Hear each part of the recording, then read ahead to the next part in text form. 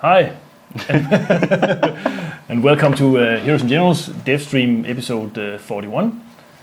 We have had a long summer vacation, so it's the first show after the much-needed vacation. You had vacation. Yeah, the rest of the team have vacation as well, so it's only me and Deji today. The other guys are now on vacation. So it's going to be sort of like we're going to show a bit from the new build, some of the stuff that's coming in, and then we're going to take some questions from the Twitch chat. That may be that's about it actually. Yeah. First of all, the next build, the X build, the Xylander build, is up and coming in a soonish period of time. It's still being tested, and it seems like we've made some introductions to, or some fixes to the strategy game that supposedly should fix some of the blocking and all that stuff. So that fix is finally arriving, but it's hard to test. So it takes a long time to actually test that stuff. That's why that's one of the reasons that we are a bit uncertain of when it's actually going to be finished or released. But we can start to talk a little bit about some of the other things that is coming up in this Xylander build. I think actually that we're close to the end of the alphabet with the X, Y, and Z. So what are we gonna do? I think our producer guy, our PR guy, wants to do something else for the next round of releases. So we might do just numbers. We might do something else, just cool names for that sort of like describes what features are in the build, rather than generals. So, or we might just go with heroes instead, or whatever we feel like. So it's not a given that the build after the C is going to be an A build. It could be something completely different. So yeah. First thing we're going to show is some changes that have been done to the. It's called the village map. The town map? The town map, yeah. Internally we call it the medium French village. That's why I always fuck up when I talk about it. And it's actually just a few minor tweaks. Something that's been sitting on my stream for a long time. It actually started out as a series of bug fixes that I needed to do. And in that period of bug fixing, I messed up a lot of stuff, so I could just as well just iterate a bit on a part of the city that I think was underdeveloped. And then recently I just wrapped it up and put it into the actual build so it could be released and tested.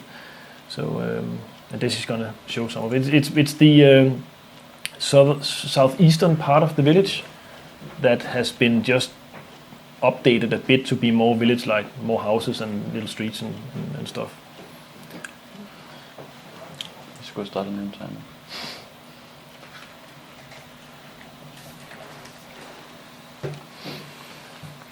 Hvad venter vi på? Timer.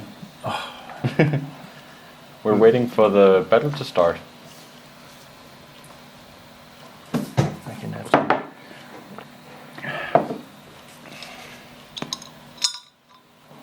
Obviously, there's been done a few optimizations on the map as well. So it should give you a slightly better frame rate, but nothing major. Performance. Everyone's always asking us, do a performance. A performance pass. No, yeah, but it's like we always do performance. Yeah. Every build we're trying to do better performance. But I will say that for some period, the guy who usually works on our rendering has been spending a lot of time fixing up the servers and do a lot of server stuff. And obviously, if the servers don't work, the game doesn't work at all.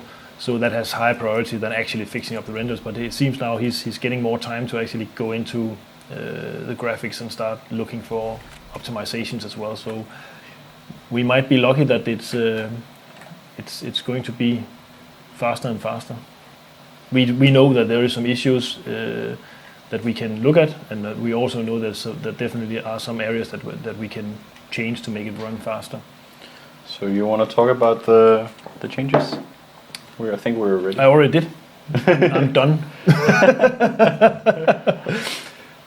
Yeah, if you go up to the, if you go to the Iron Bridge where you just cross over. That's actually where I started.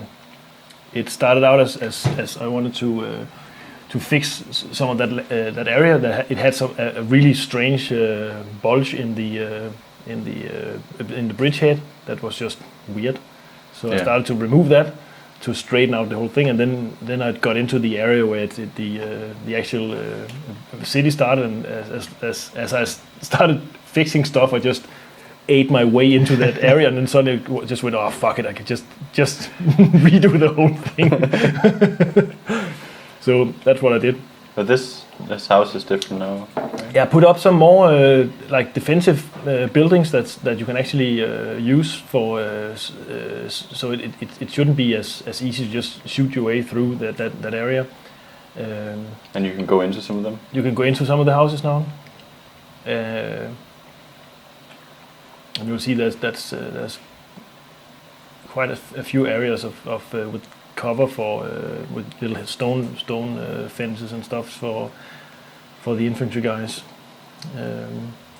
I haven't had that much feedback on those changes from test yet, but I assume that as soon as this hits live, you guys will start posting stuff on if there's areas where it's just like death trap or something, or too choky, then let us know.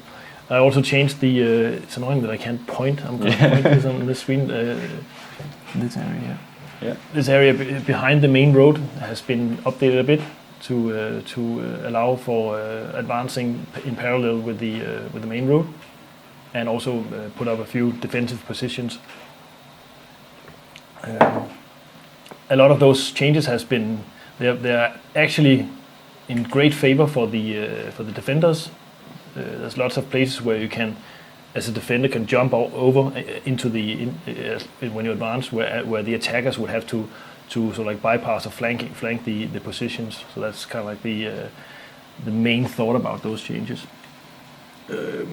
And if you go a little bit further up against the church, added some more areas here with places for infantry to move around. This area has been it's more difficult to move armor around here now because there's a lot more places for infantry to hide.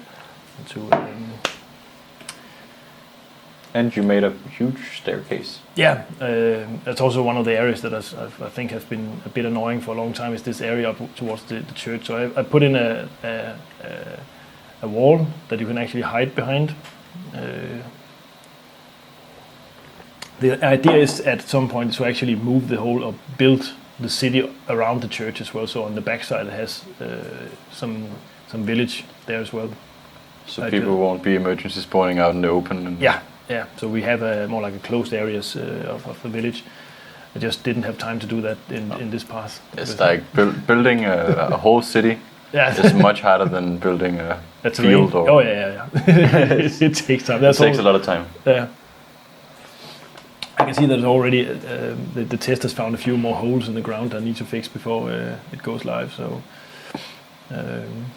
but that's generally it to try and close down the village a bit more, so it's more village-like. This is also new. This garage. Right? No, I just is it? It's new. Yeah, normally you can shoot from the village to people who are moving into camp at this point. That's right. Yeah, I changed some of that stuff. This is like 6 months since I changed this or something. but for someone who plays the game all the time, they'll notice that this approach is totally different now. Yeah. Let's see if it works. Yeah. I think it'll be more interesting. It'll be a little bit more close combat. Yeah. Instead of it had a lot of weird open angles. Yeah. Angles that tanks would use and recons, bolt action rifles would use. Yeah. Too many far aiming lines. Yeah. So this approach is totally different. Is that it for French? Yes, there's some a bunch of minor tweaks as well. A little bit of some boxes so we can easily enter the church, and there's put in a few more rocks as cover on the opposite side of the fort. Generally, just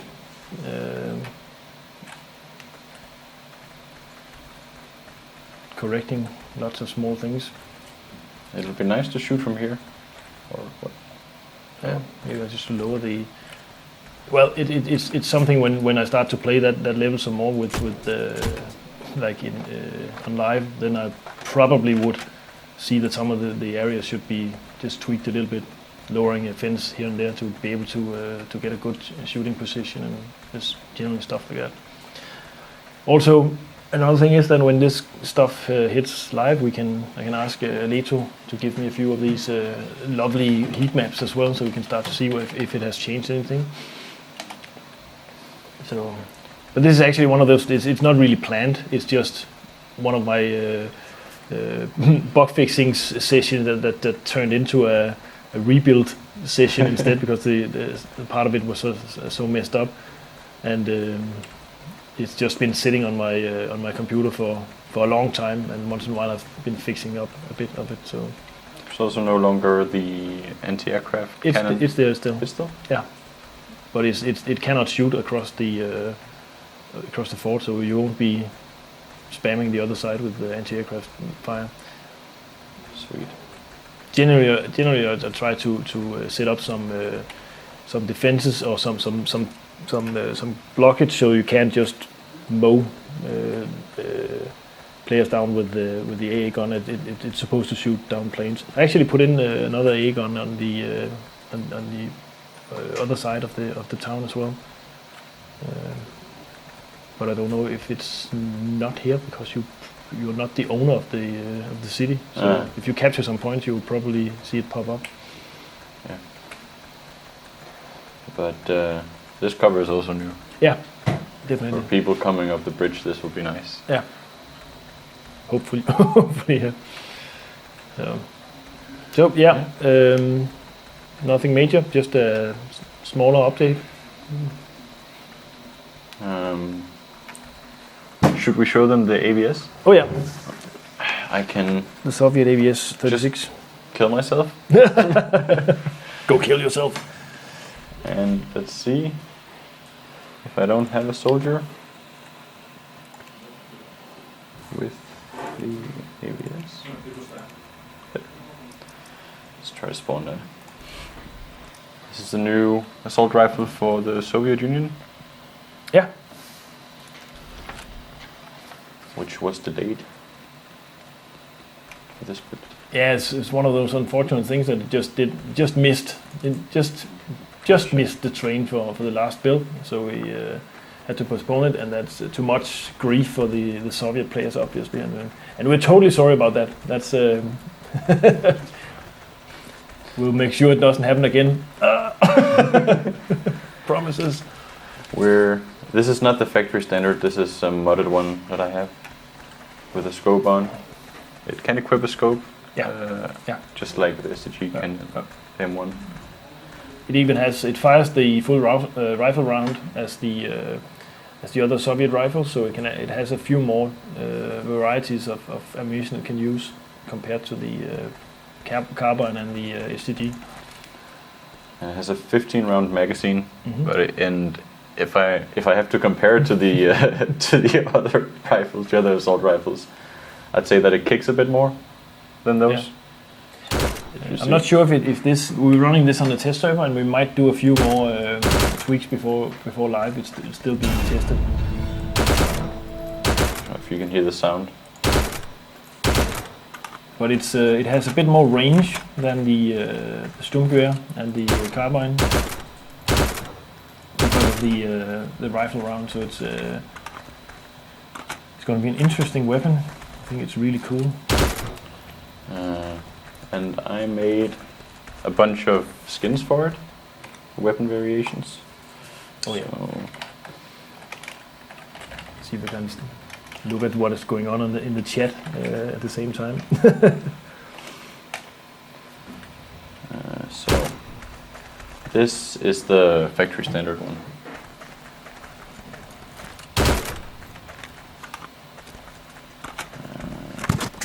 And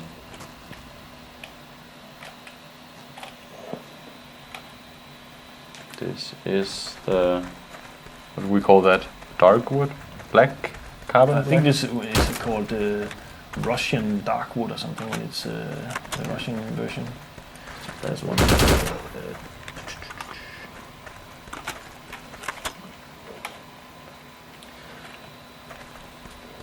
This is the vehicle paint.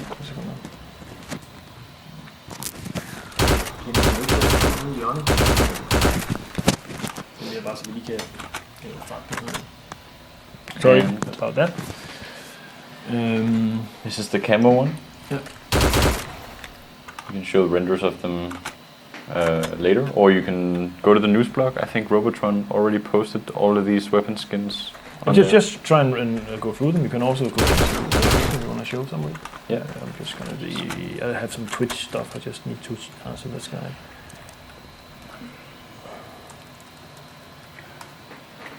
See, that's how it looks in third person. This is the lightwood one. Is it called birch or? Birch, yeah, light. And this is the one I had before, which is the dark one. The dark wood. Yes. So it has the usual suspects, the usual kind of weapon skins. Yes. Actually, maybe we should just show them the renders. Yeah. Try and do that. We're done with medium French edits. Yeah. Sure. Yeah. I'll just show them. This is the factory standard one. Oh, and here's a picture of the bayonet. It's coming in as well. Let's show it when we start up on the factory stuff. Yeah. The army paint, the birch, the camouflage, the Russian blackwood, the Russian oak, and those are skins. What else do we have to show? We don't have to show anything. What do we have? What do we have available to show to the wonderful players? The bayonet. Let's show that off. The ABS comes with a very long bayonet, so we made that as well. Unfortunately, it's not. We can't attach it to the rifles. Yet we have been talking a lot about this. When should we put the bayonets on the rifles? And that would be really cool to actually do at some point. The bayonet, the ABS bayonet is it's the longest bayonet or the longest knife we actually have. So it should be. So you get the little bit of extra range plus the quickness of using a knife. Yeah. So here it is. And let's try to spawn it on factory so I can show factory changes. If only I wasn't unavailable. Maybe we should talk about something else while I get available. Let's see if there's any.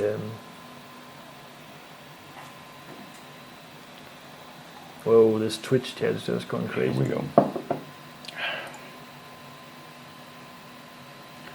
Let me find a factory so I can show you the factory changes. There we go.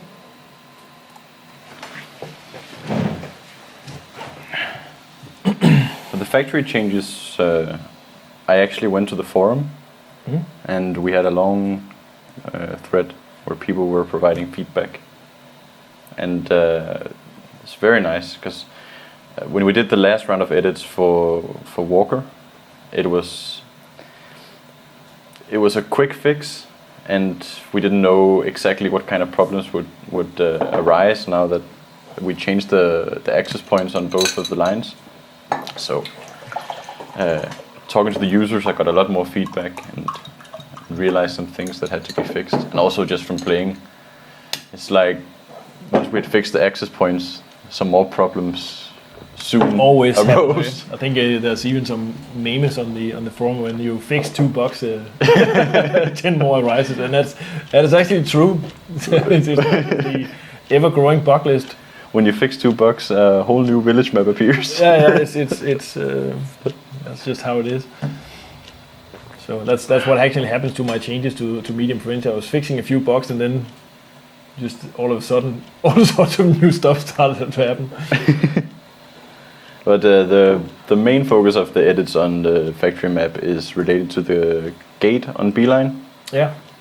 Which is currently a meat grinder of epic proportions because there's only one entrance.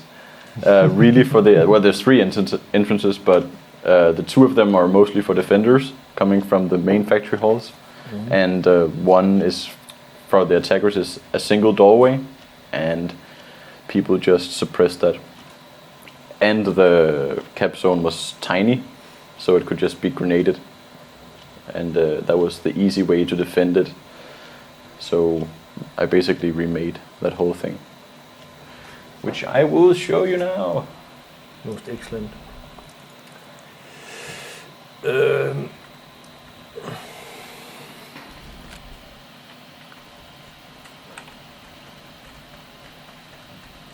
Let's see. I've actually there's a question here on the Twitch from Pitbull 973 about there's been ever since we released the walk update, people have been literally flaming us for the fog, and there's some graphical issues that they were not too happy about. And I've been talking a little bit about it on the forums with some of the guys, and I must admit when I started to play it was pretty crazy. So we've been tweaking the fog a bit, shifting it in further into the distance. As you can see, it should be more clear now. Obviously, we won't go into the all-out direction where everything is just crystal clear in 1,000 meters distance. No, we pulled it back a bit. We pulled it back a bit, and it's I think it has to do with the change in the FOV that caused the fog to behave differently. I'm not sure, but I think it has something to do with that. So because it wasn't intentional to have it that heavy. I can cycle through the weather settings. If you can try and do that. Please just show the stuff you've done on the factory. Then I'll talk a bit about it on the. And I can show the bayonet as well, which I'm holding now. So, or you can see that it's much longer. There's also the thing that we have one weather setting with heavy fog on it, and it shouldn't come up that many times, that often. But apparently, it seems like it did. I don't know if if it's just pure coincidence or something. It should happen.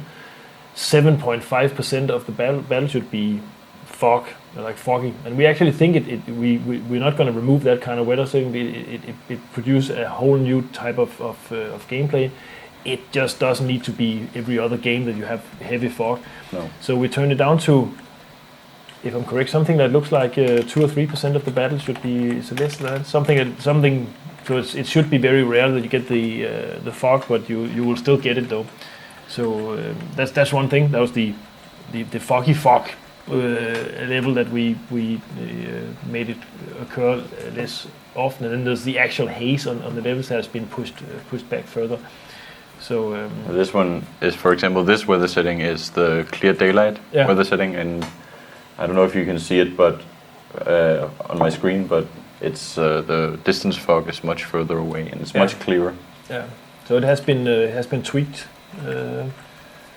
Obviously, we still think that it is something that has an effect on the gameplay. It does draw the action closer to the players, and obviously the guys that are used to shooting at long ranges, they will always hate the fog or the haze. But I'm sorry, that is just we're not going to remove it completely. But I must admit that in the walker build it is a bit too aggressive. So that's why we've tweaked it. Yeah. So I haven't tried all the different weather settings yet, so I don't think it's a lot clearer. It's a lot clearer, I went yeah. through them earlier. It's a lot better. Okay, cool. So, So should I talk about the factory edits? go ahead, factory us. All right. This is basically as I said, most of the edits are to the gate point. You will notice that if you're coming from the front of the gate, you now have a ladder to the upper floor here, and you have a door on the front side. So you can enter the building at the bottom floor and at the top floor. Both of those you can enter it from. Now you're no longer limited to one door on the back side. You have 3 entry points from the front. If I go inside at the bottom floor, you will notice that this is not the way it used to be. This is not the cap zone anymore.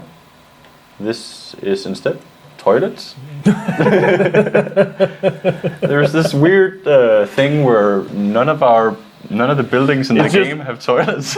Awesome that the toilets doesn't have doors. It doesn't have doors. They removed the doors for camping reasons. So you don't camp in the toilet? No, so you can camp in the toilet. That's why. Yeah. No, but this is no longer the capture zone.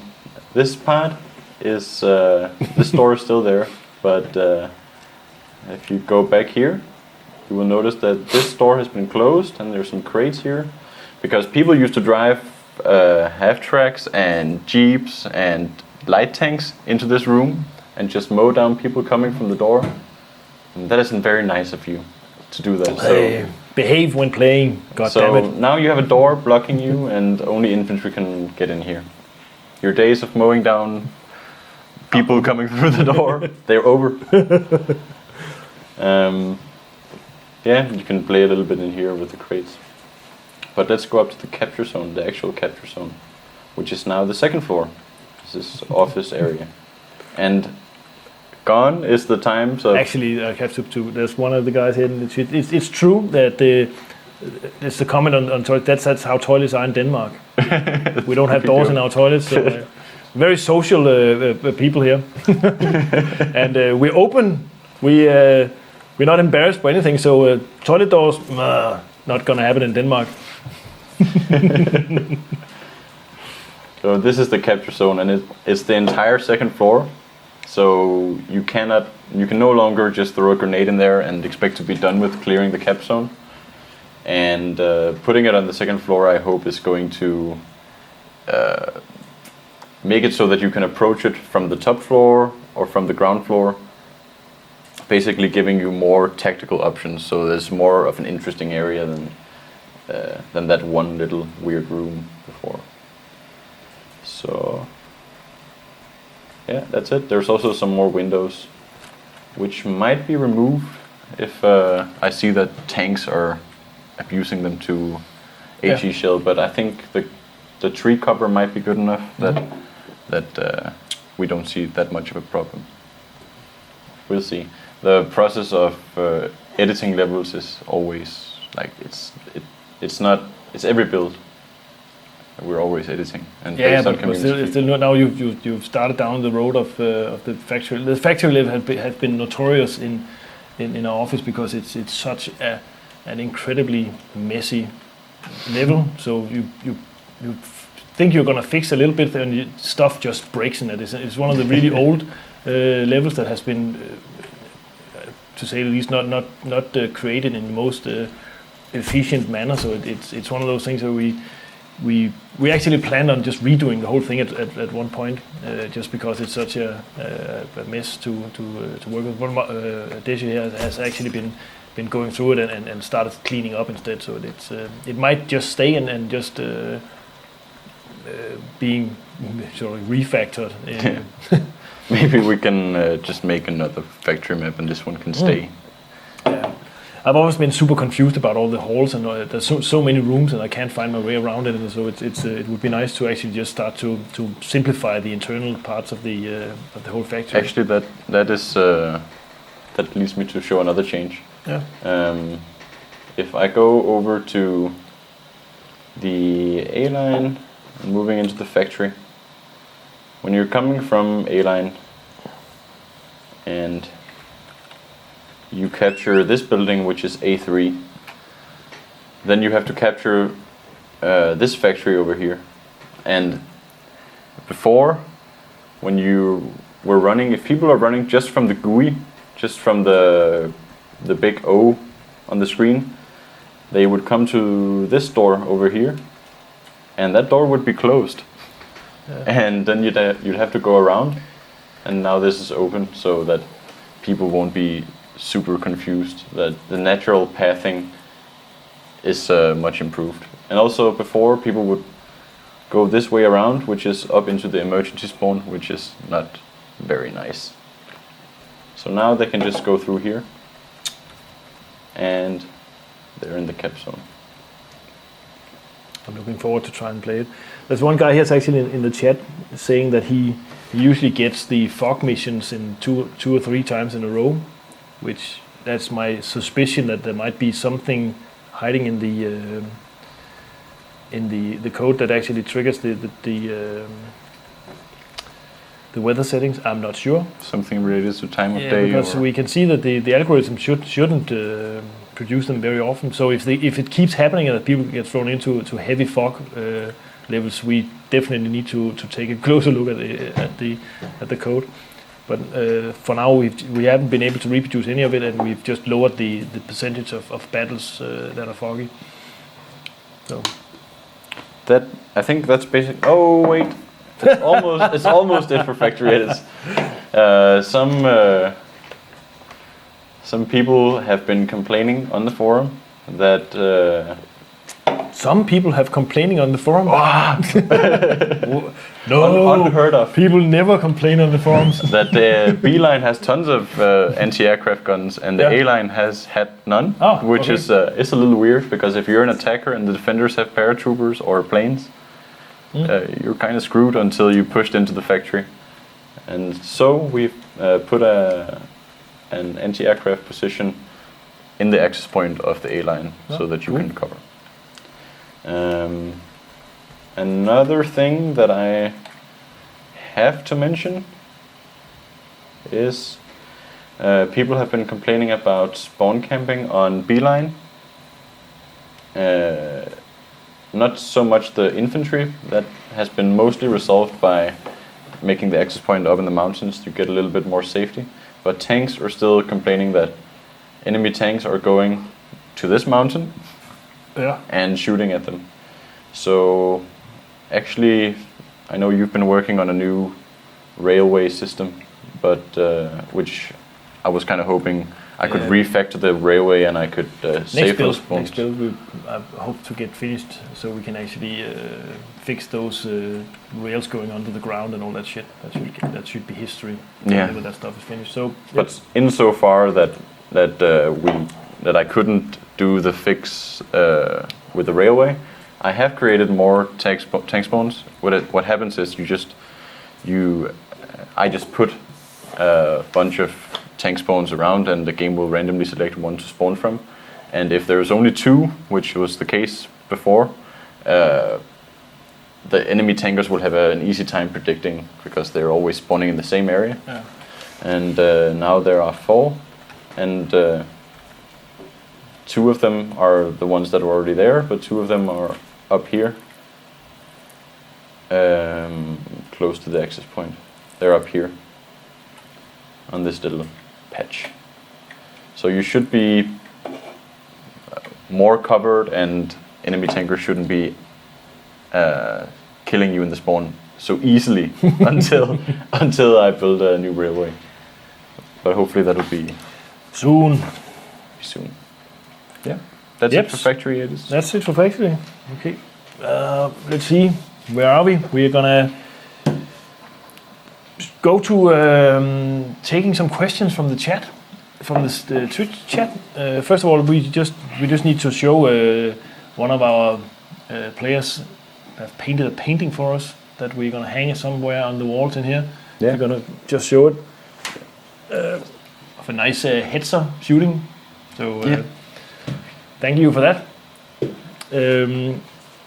And chat QA session.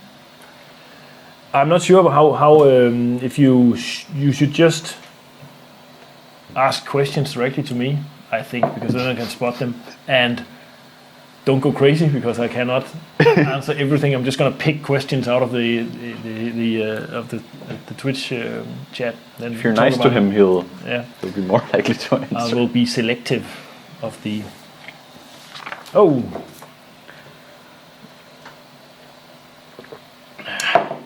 There's one here with the, why don't we just make random spawn points for each to counter spawn camping. Our current system of spawns is actually fixed positions in order to not have to do, otherwise we'll have to do a lot of checking into placing you inside geometry and everything. So it has been at least from the start when we started building the game, that it would be better to have complete control of each individual spawn point. So we can see more spawn points would just mean that we should put in more spawn points. But we have also been talking about spawn areas and stuff. But that would be an update. Could be interesting. But there's some considerations when you're making a spawn. Like, would you randomize the rotation? Yeah. Because if you spawn a tank, you want to spawn the tank so that it's pointing in the direction that the tank would likely go. So if you're spawning a tank at the access point, you should likely point towards the line and towards the objectives. Yeah. Because otherwise the person has to do like a turn with his tank. Yeah, but it's also that's actually pretty. If it's a control point in the middle of an attack line, then it's like, if you're attacking, then it's in the correct direction. If you are defending, then it's completely in the wrong direction. There's a lot of stuff you could do with that. Yeah, but it's the same with emergency spawns. You maybe when we are doing this, we have been talking a lot about how to fix spawn camping, and how to come up with good systems for that. And one of the suggestion is, for example, in the skirmish mode, to have this battle area. Right now, if you go to the edge of the map, you've been told you're leaving the combat area and you will die. We could have two of those zones, one for each faction. Yeah, so you couldn't go into the enemy spawn area. And then the same thing with the attack lines is you could actually have spawn points that was either from the defending or the attacking side. So you can have different types of spawn points depending on who you actually are, or who's controlling the capture point. But it's a lot to actually do to go through all the levels and set up like a double amount of capture point. That will take a while. It is also the least fun part of making a level is checking spawns. There is some of the control points that still have too few spawn points, I think. Yeah. So, let's see if there is more questions here. There was actually one more question from Pitbull. He's active today, and I think I've already answered the 3 things from him or something. So I'm gonna pick somebody else.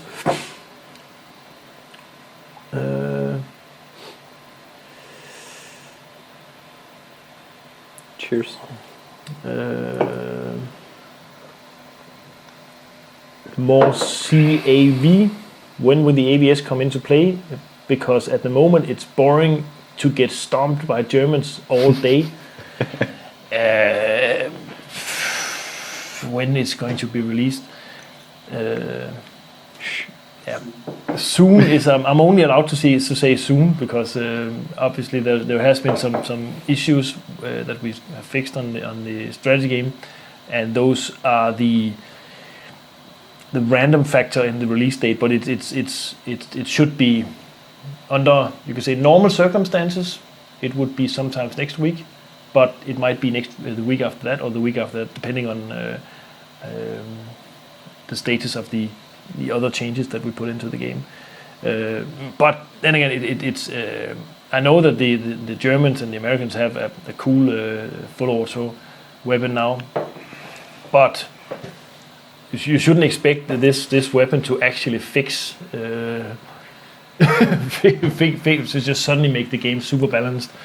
I wouldn't expect that. I would expect it to be better, obviously, but there is something about the.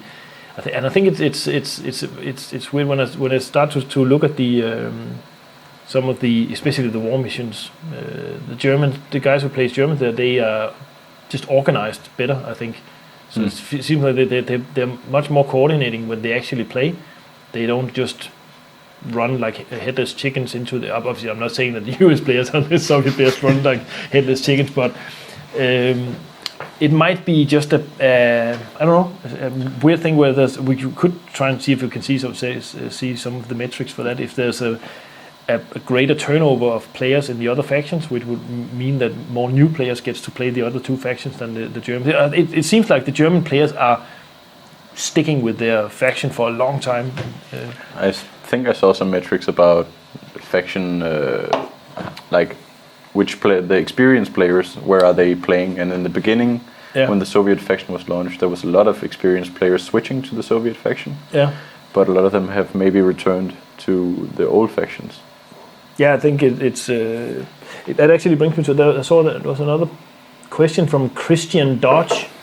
He's asking, can we please make generals and assault teams transferable between factions? This will help balance player numbers between factions. This is one of those suggestions that keep coming up, and you don't need to post it anymore on the forum. We are aware that this is something that some players would like to do.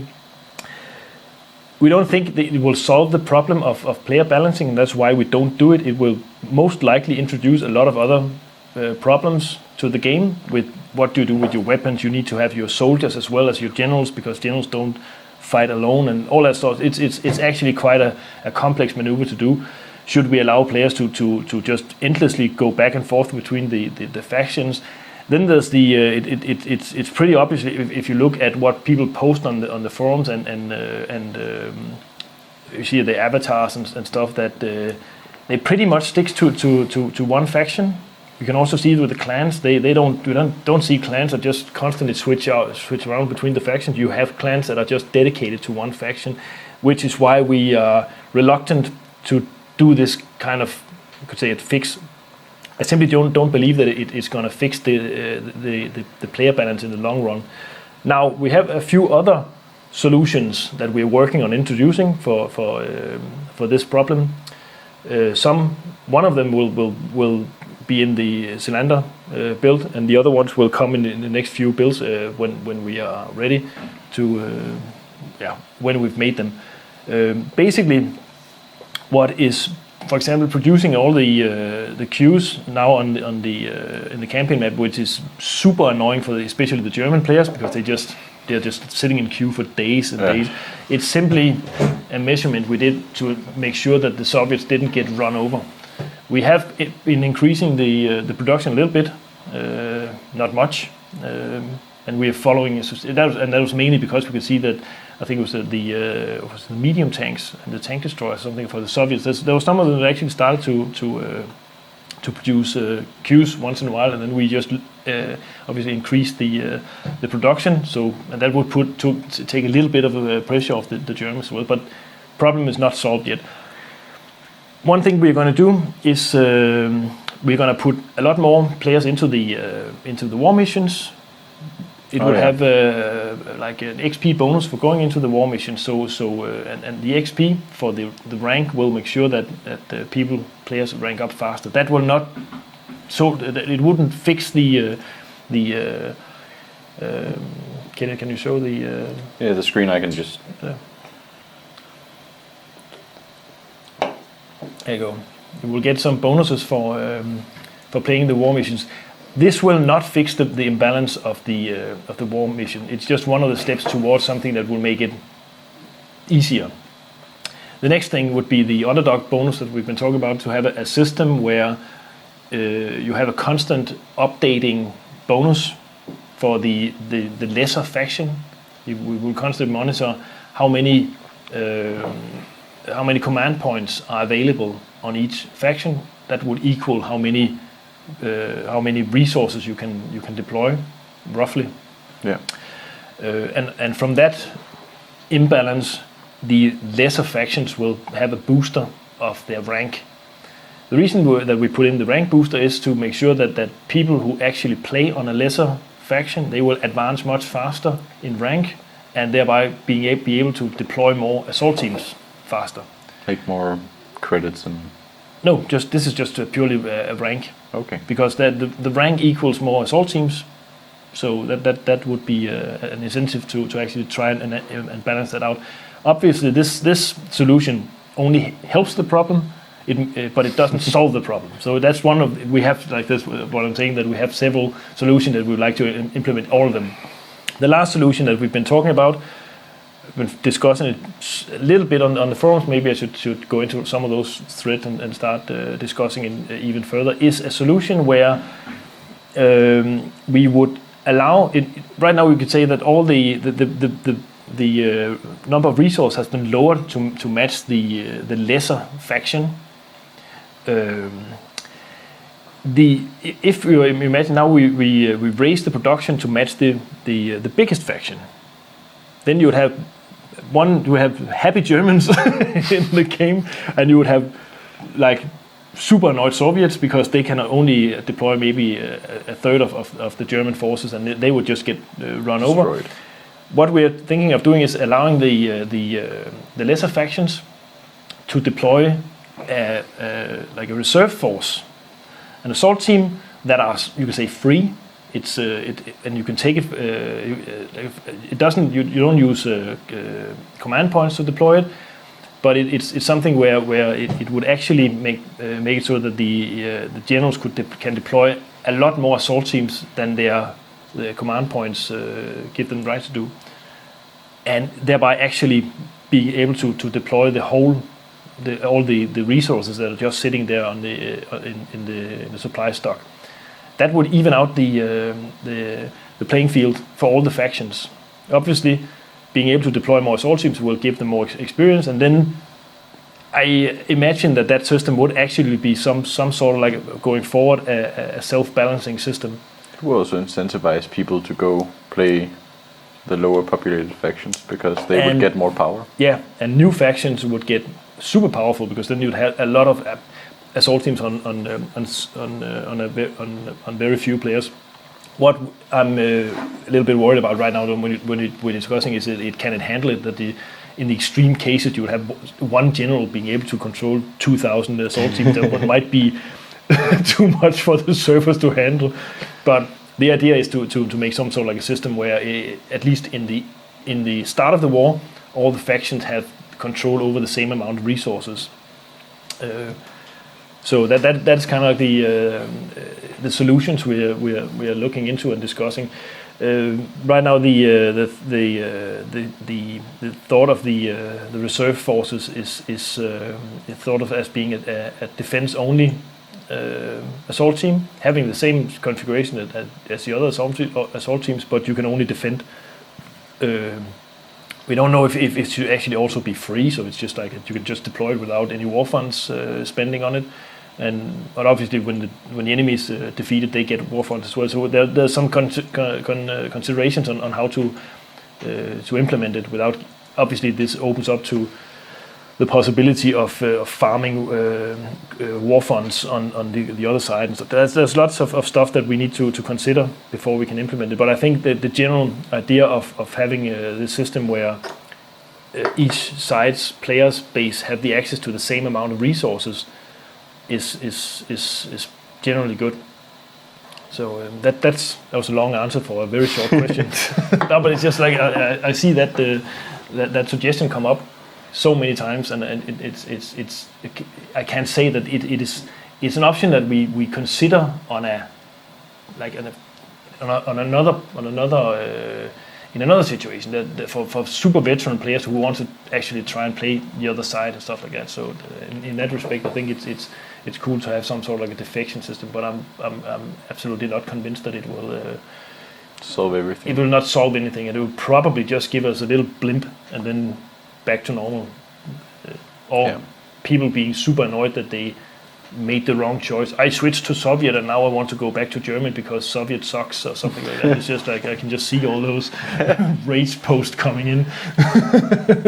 So I hope that clears up the issue, and we can go on to discuss the reserve force on the forums instead. Whoa, this chat is going crazy. I should answer the questions more quickly, so it just stacks up here.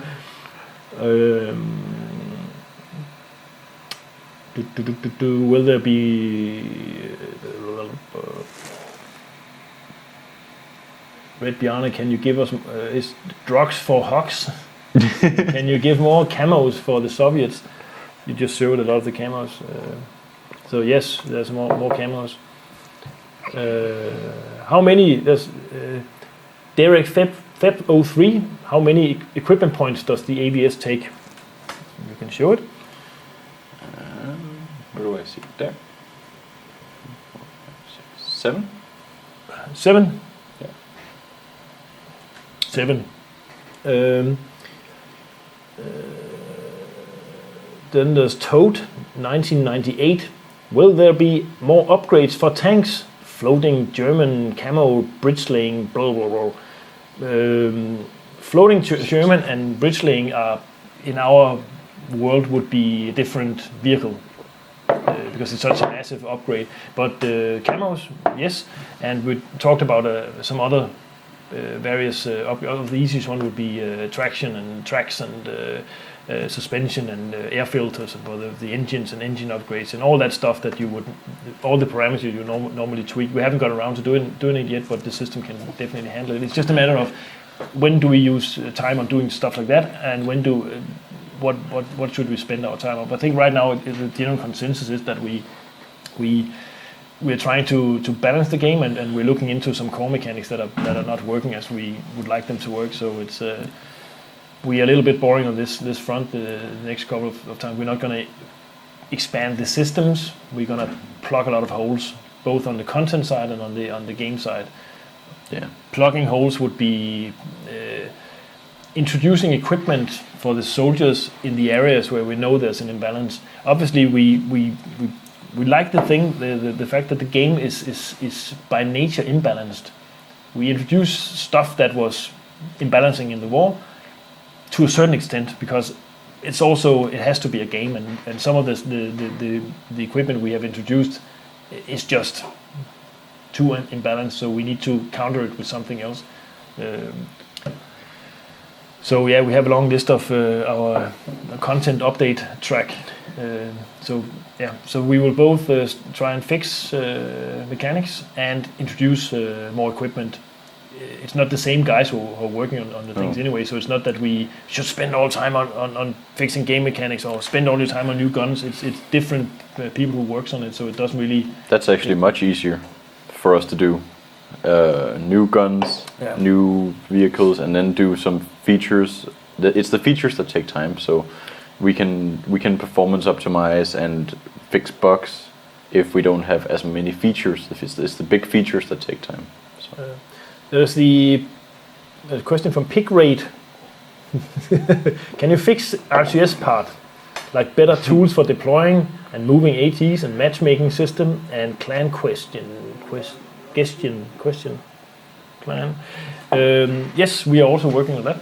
The RTS part, actually we have some issues with there's a nasty bug with the paratroopers that has some issues that are being fixed now, but it's a lot more complicated to fix than we initially thought. So that's also some of the things that will hopefully see the light of the day at some point. Then there's the squad system that we started working on that will actually make it's sort of like facilitating clans in a little way, I think. But the squad system also goes along with the matchmaker. So the matchmaker will have an update along with the squad system, because since we've introduced the pooled resources, the matches have just been crazily unbalanced sometimes. Too many tankers just raping everybody, and so that stuff is going to be fixed with the matchmaking part of the squad system. It's a big one. Yeah, and that's kind of like falls into the core mechanic type category.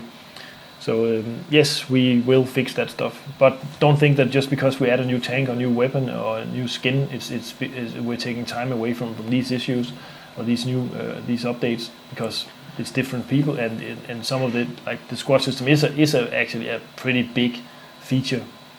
So hopefully it'll be there soon. Soon. Trademark. Yeah, trademark. Soon. Let's see if there's more questions here. Marv 2.0 is also asking when I will talk about the RTS changes. I'm not sure if the RTS changes is the stuff that's coming out on the Xylander build, or if it's the future stuff that we are also working on. I'll just describe some of the thoughts we have on the long-term balancing of the whole campaign game. Obviously, we have the what's it called, commander thingamajig. The battle director. Battle director feature for the RTS for Xylander, which is it was described on just before the vacation, right? Yeah. Stephen was on and talking a little bit about it, how it works. They called it the fun games thing. Yeah. It's marketing shooter. it's supposed to work in a way where we evaluate if a battle in the war is fun or not, if it makes sense to start it or not. And then we decide if it's not good, then we retreat the part that makes it not fun to play, or where it doesn't make sense to play. So and that should hopefully put an end to the blockings and that stuff. So you have to send a certain amount of resources to a battle. Yeah. You can't just send one recon squad. And it will be super painful if you try to block stuff, because the current system is very punishing in the fact that you lose all your morale and you lose your resources. So you can do it, I guess, but it's going to be really expensive. Yeah. So let's see if there's more question.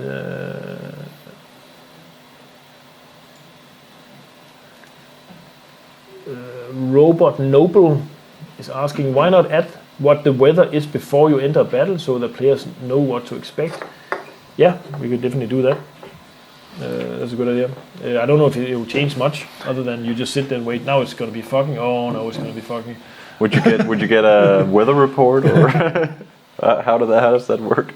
I think that when you go into the matchmaker, the match isn't created yet. It's only when you are assigned to the match that it's created. So you would know it when you start the sort of like the loading screen comes up, and then it's actually too late anyway. Yeah.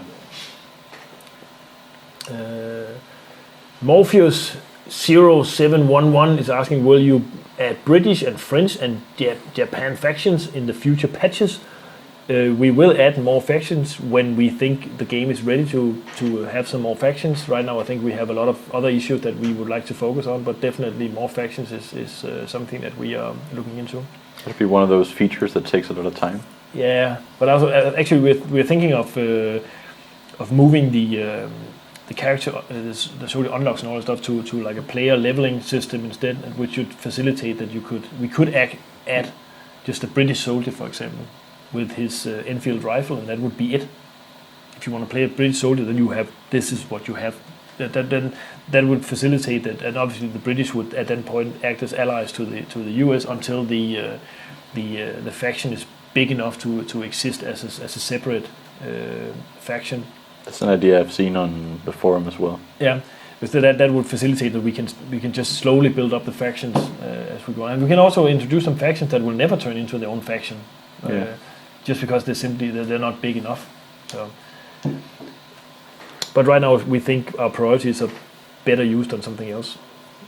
Bug fixing, performance optimizing, that kind of stuff. There's Kocian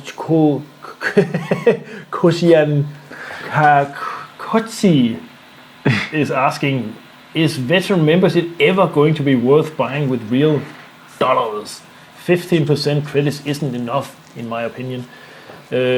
Which is why we have increased it to 25% in the Xylander build, which I think is the correct number to use here. Obviously, you have to make it's you can now buy the veteran memberships for credits as well. So we are reluctant to actually make it a too powerful credit booster. We'd rather start decreasing the credit cost instead, because it could very quickly turn into like an infinite credit generator instead. And we definitely don't want to do that. So that's why we are a bit cautious with this in the beginning. It's the whole being able to buy everything for credits is a big risk for us to try and introduce it. Hopefully, actually, right now it seems to be working pretty good. So from here on, I think it's more of a matter of us adjusting some prices and incentivizing boosters and giveaways and stuff like that to make it run. There's simply so much stuff to buy in the game now that it doesn't hurt our sales that everything can be bought for credits. So I think I like the new system a lot better than the old one because it's more fair and equal. It's much nicer by us to allow you to buy everything for credits. And there's the for Uga saying, please optimize the game for AMD CPUs. I'm not programming the game, so I can't do that. Sorry. I'm not even sure that you can optimize a game specifically for a CPU type. That's something that maybe the technical guys can answer that, but I don't think that would be. That's not a thing. Then there's Nico was taken saying, will the Jeep for the Soviets ever get a machine gun on it? Well, the Soviets didn't have a machine gun on it. Historically, we didn't put it on. We might add it at some point as an add-on, but I think it's before we have a better way to control who's using your support guns, like everybody can just jump in and start shooting with your machine gun. I think it would be dangerous to just we would actually not do it, because right now the Soviet Jeep has an advantage over the other Jeeps is that it's actually stealthy. You don't get your cover's not blown by some random guy just starting to shoot your machine gun. So you shouldn't wish for it too soon. I don't know how many times I've been driving down the left road or the far road on Village Skirmish in my Jeep, trying to do like a sneaky attack on the far point. And there's some guy spawning into my Jeep just shooting the gun. That's super annoying. And attracting a heads around. I think it is one of the things that it is on our list for the squad system, that this has to be fixed in the squad system, so you can say that in my squad with my tank my squad members can use the secondary gun and nobody else, or nobody can do it, or everybody. So we have a few options on that account. If we introduce that now without having the squad system, everybody would just switch over to nobody can use it, and then it would be irrelevant to even have the gun. So putting it in the squad system. But if you have good teammates, if you're on Skype or if you're talking together while you're playing, then the secondary gunner can be super powerful. So. It's definitely a great thing if you know the guy that is sitting in the seat. Then there's TPD DK. Is Batherman a noob? I don't know. He might be. We'll have to check with metrics. How long has he played for? Otto is a rhino. There's the Nico was taking make the PTRD with 9,999 rounds in the chamber, shooting exploding bullets with very low recoil. It would be a really long rifle if it had to have almost 10,000 rounds in the chamber, unless you have some really strange, very. But exploding rounds, they had that, didn't they? Yeah. Actually, I was. Toying with the thought about at some point to introduce the Luftwaffe had some exploding rounds for machine guns that they used for. They found out it was easier to aim with the exploding rounds than tracers, because you could see the impact. And the story goes that in the war, the German snipers, they would every time they get close to some of the Luftwaffe bases, they would see if they could steal some of those rounds, because there was that was sure to be like a one hit kill bullet, because people simply just explode when you hit them. Obviously, that is forbidden according to the Hague conventions, but the Soviets started using that stuff as well. So I think on the Eastern Front, the Hague conventions didn't really matter apply that much. Yeah, but they did use explosive rounds, and that would be But I think that would just be crazy to put into game. It's a cool story, but like explosive rounds and one shot kill round. Yeah. It's a bit of a war crime. There's actually a video you can find on YouTube with two gun nuts. I think it's on the is it Forgotten Weapons or what's it is called, where they test out both the Mosin and the Kar 98 with these explosive rounds where they shoot them through this gel, and this gel thing just disappears completely. That's just some nasty shit. So,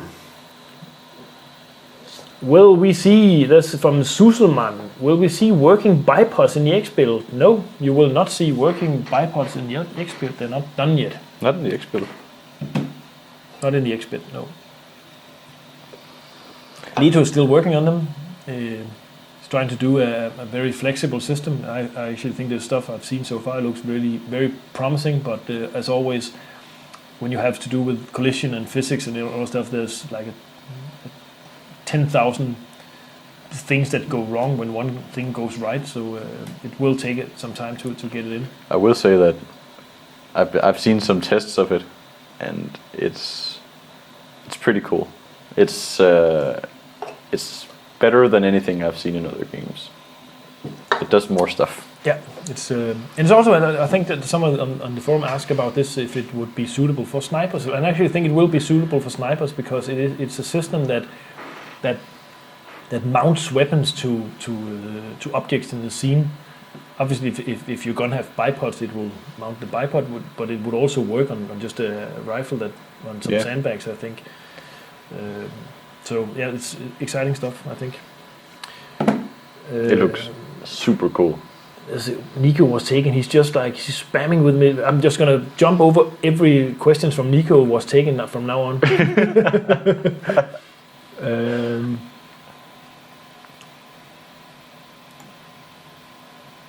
And there's the pick rate, fix the RCS part. Yes, sir, will do. We are working on it, goddammit. Well, not me, but other people. I just love the way the players command. Fix it. Fix this. Fix it. I will make priority list for you. There's also Captain George VLH. Could we get some captured weapons back, like the Germans getting the PPSD and the Russians the MP40? Yeah, we actually, everybody who have captured weapons still have them. We removed the possibility to get them until we have a more robust system for captured weapons.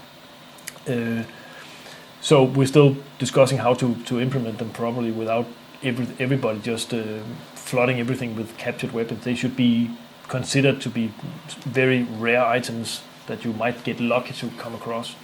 So, and since the Fury movie, we all know that American tankers have STGs, so yes, the American tankers will have the STG. He's lying. He's lying.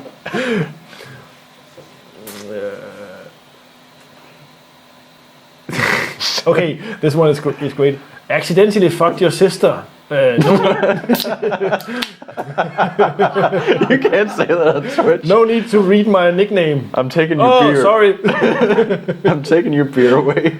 Are you going to add cooldown system or something that will prevent other players to steal the vehicle immediately after you unlocked it? It happens many times that I unlock some vehicle and teammates wait, hop in and steal it from me. Thanks. I think that is more likely just a tweak, a bug or something. I've not heard that being a problem before, actually. So I've saw another thing where you could reload your Panzerfaust by just standing in a position with the Panzerfaust crate or something. That was definitely a bug. So this is just a bug. So if any of the QA guys are listening, just find it, put it in the Mantis. Schnutzhaus is asking, are you planning on adding the ability to sell weapon mods vehicles? We're not planning it, but we're talking about it. It would be some sort of would be a possibility to do. I don't know if it would be abused. That I think that's the a lot of these things that where players really would like us to put in a mechanic. The problem with that is usually that it's very easy to abuse. So a one-way economy is much easier to control. Yeah, definitely. Two-way economy is then you get into all kinds of. Yeah. So, but we are discussing some sort of system for that, so you don't at least transfer your weapons between your soldiers or something like that. Also, the thing is, as soon as you start to open up to transfer of items and currencies and stuff between players, then you open up for all sorts of hacking things that you're genuinely not interested in.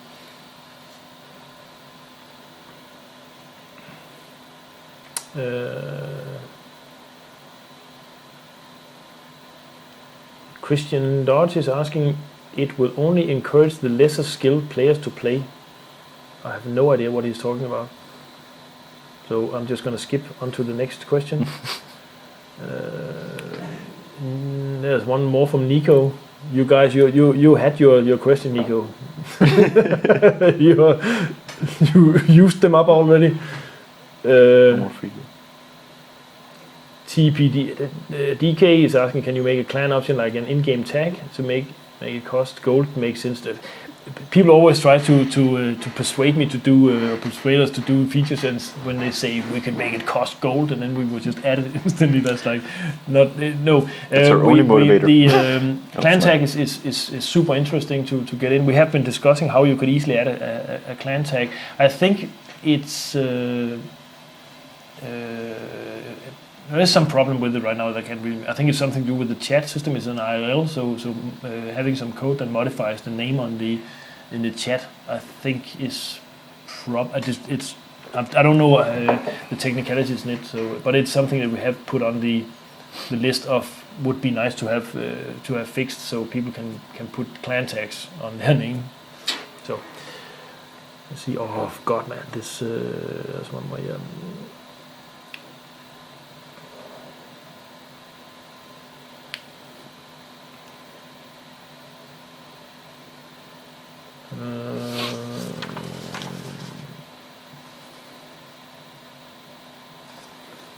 There's another I think it's the same question.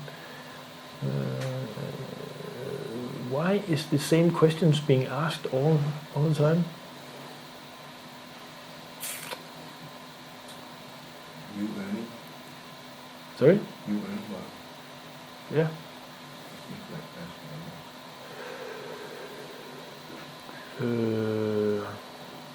Hello boy 967, are you going to add something like medics? Another one of those things where we would like to do at some point, but right now I think we need to fix some other stuff. We're swarmed. Yeah.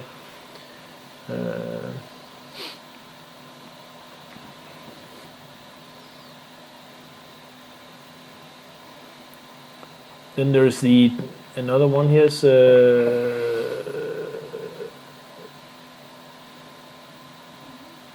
Exterminator. Again, that's a lot of. I'm going to jump some of the questions because the duplicates it seems. It's possible to hide the gain more credits from 15 to 25 for veteran members. It's being done in the X-Build, so that was easy to answer. Aether Wright is asking, will you add infantryman anti-tank guns placed on maps like the AA guns? That is interesting. He means anti-tank, like cannons, or yeah, just a cannon. That would be nice to have. We did talk about starting to use our trucks a bit more. We have actually a German Opel Blitz as well, and I think it's not done, so we can put it in. But we've been talking about it's actually a slightly different topic, but we've been talking about starting to introduce these trucks with AA guns on them. Yeah, would be nice to be able to drive around. So and obviously, cool. The trucks with AA guns is once you have the truck and the mounting, adding an an anti-tank gun would be, or recoilless rifle, or recoilless cannon or something like that would be not too much trouble, and it would make the infantry gameplay more interesting, I think. Yeah. So yes, we are looking into all sorts of these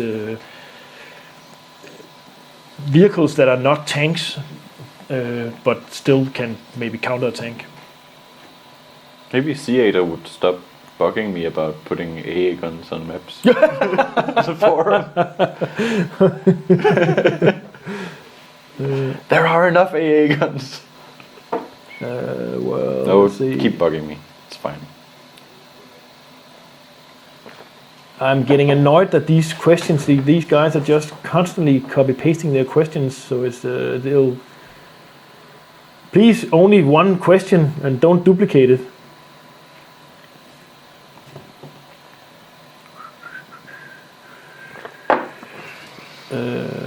La la la.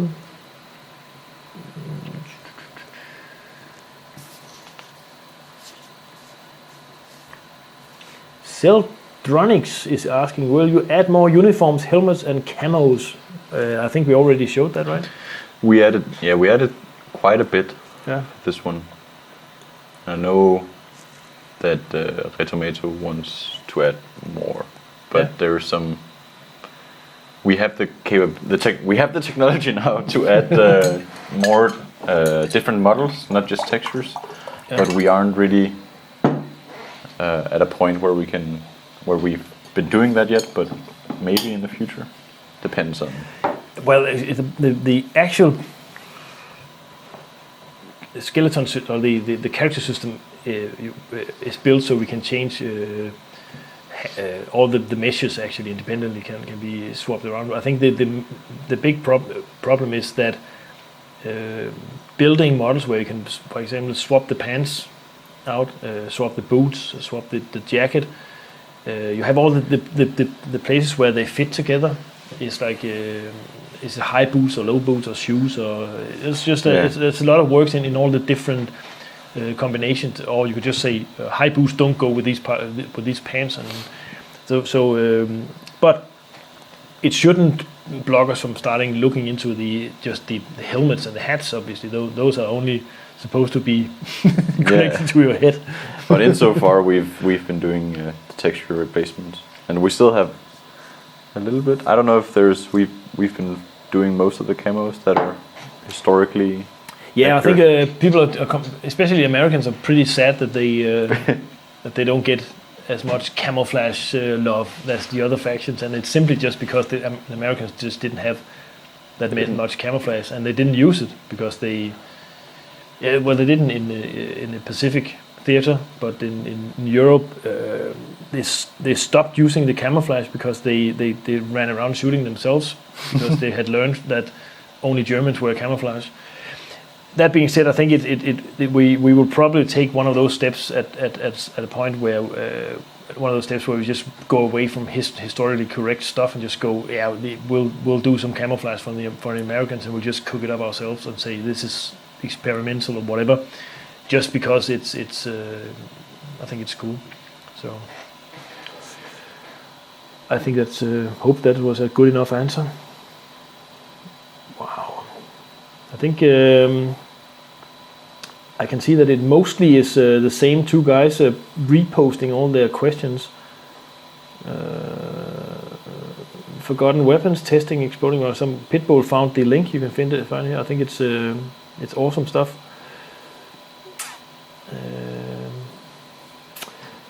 The Swamp Frog HNG.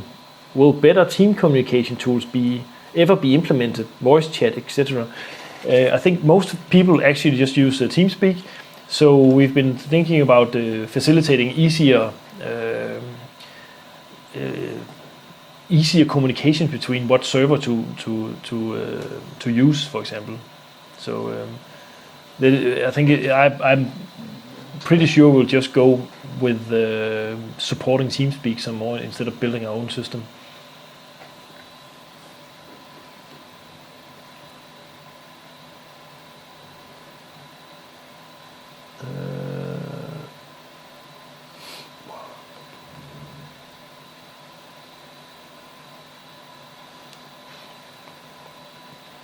We've been going for 1.5 hours now. There's one here, Cotton Gamer. Can I have a flamethrower? Actually, I was sitting with Reto the other day and asking about particle effects, and he spawned flames from the mouth of a normal rifle. I think that's not. It didn't work well for performance. It was a little expensive. I think we years ago when we started making the game, Ville actually made a flamethrower, and we had something with flamethrowers in at a very, very early stage. Flamethrowers are just cool, putting people on fire. I just like that. That's just nice. But yeah, it's difficult because of the particles and everything. So, but it would be cool. It would be very cool. Yeah. And then you have your upgrade with like a can of gasoline. You go. Whoosh. I think Hal 9K might have a few. He might come to our office and say no. We'll have a new parameter on the objects in game. It's flammable true force. Then we can start to introduce like uniforms that are fire resistant. No.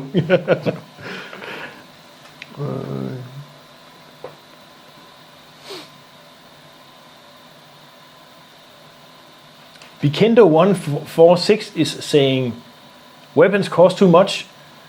It's not really a question, more like a statement. You think so? No.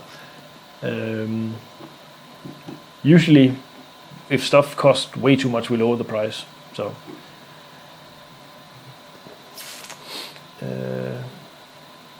Will you add smoke grenades? Is Gunam asking. I think we've answered that question a few times before. That smoke grenades would be cool, but they pose a frame rate issue right now. That's similar with the flamethrower. Yeah, because it's particles, and a lot of people say, but other games have smoke grenades. But I dare you to find another game that draws 2 kilometer terrain with trees and fields and everything. A lot of other games have much shorter draw distances, and they can afford the extra performance hit. But for us, it's really expensive, so we have to find the right solution for it. But I know that Reto has been working on some sort of smoke effect, but it's far from done. It's like a new system that he's working on. yeah. Void.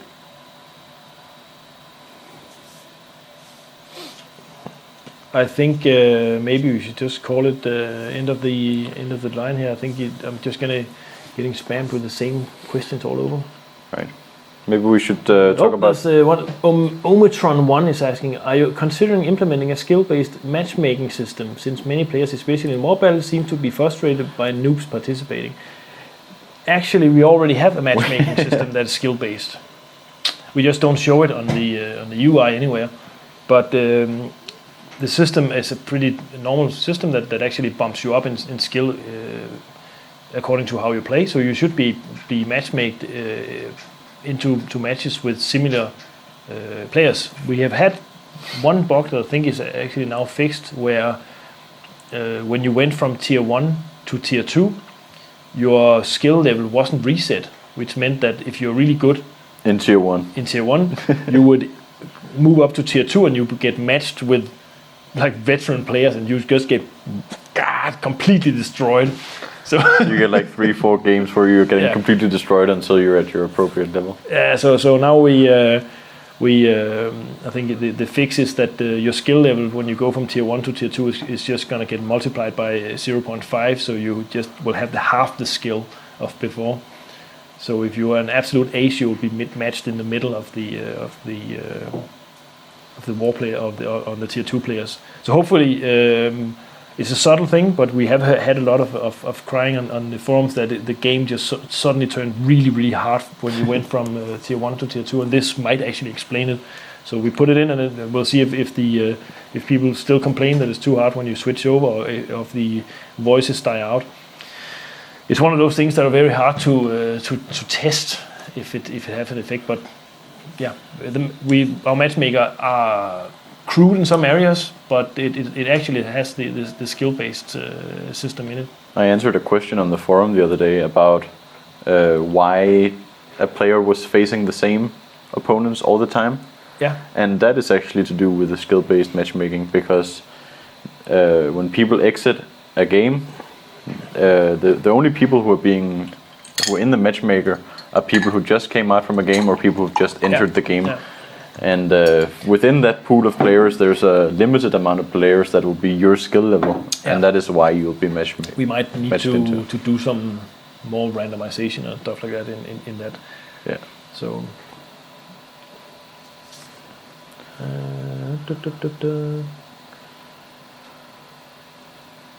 If you're done with questions, I think I'm pretty much done with questions.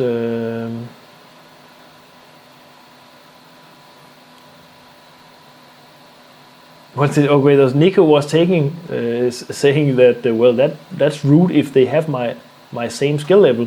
You call me a noob. Sorry, I'm not trying to offend anybody. You're not a noob.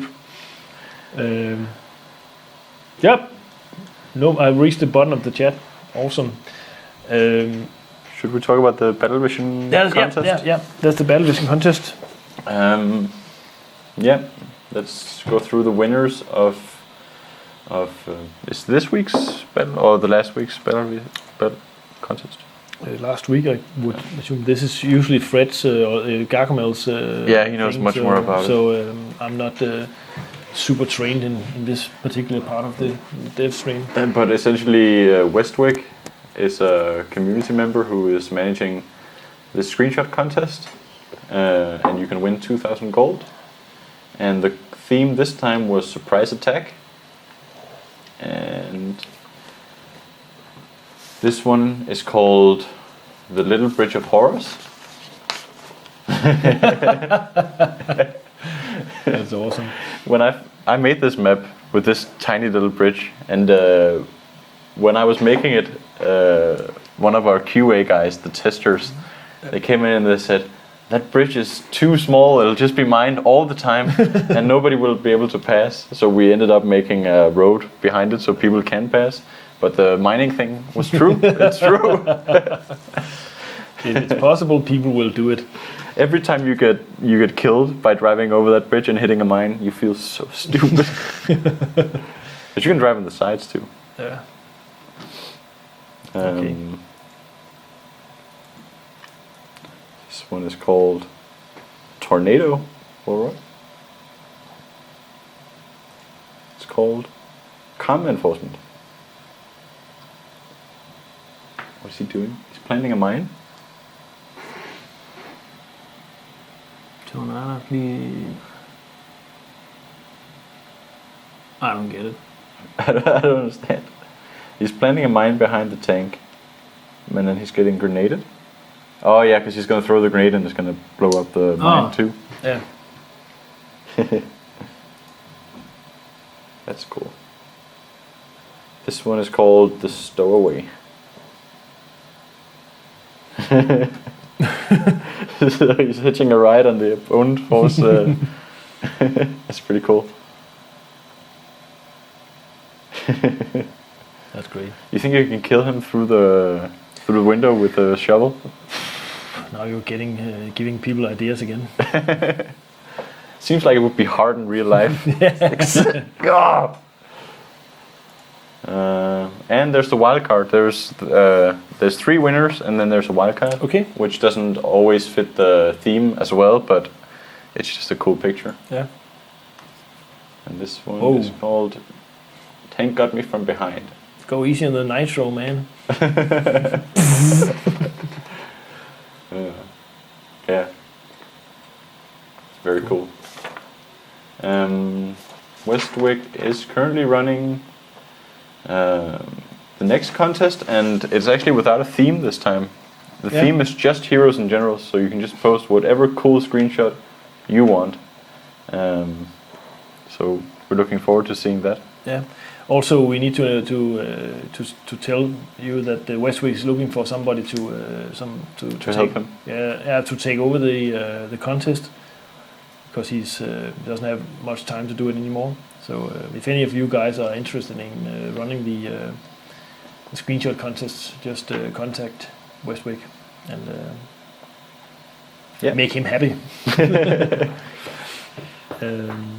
Yeah, I think we are close. We are close to reaching the end of our stream here. We obviously there's a few guys playing Heroes and Generals on the Twitch. I think you should go in and check them out. As part of my vacation, I was watching Cotton Gamer. He's just I like that one. He's an awesome guy. Always a happy guy, trying out crazy stuff in the game. So I think you should check him out. I like his gun games video where he's killing people with a weapon and then he's taking their weapon and he has to kill another person with that weapon. It's very cool. That's nice, yeah. And there's one thing we actually, I think, I haven't verified it, but I got the word that Cotton Gamer, something where he was some of his pubic hair was on the scopes or something. And it's we were asked to get them removed, and so I think they should be removed. But next time, Cotton, scope doesn't go in your underwear. Now you know whose fault it is. Damned hair. Oh. Yeah. We have to go. I think this is it for this time. I think we will be back next Friday. With Gargamel. Gargamel might be back from vacation, so with his organization and with all his all the stuff he usually do.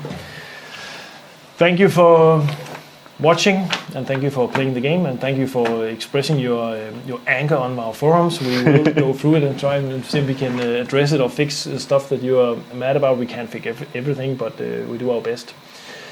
Take care, and bye bye.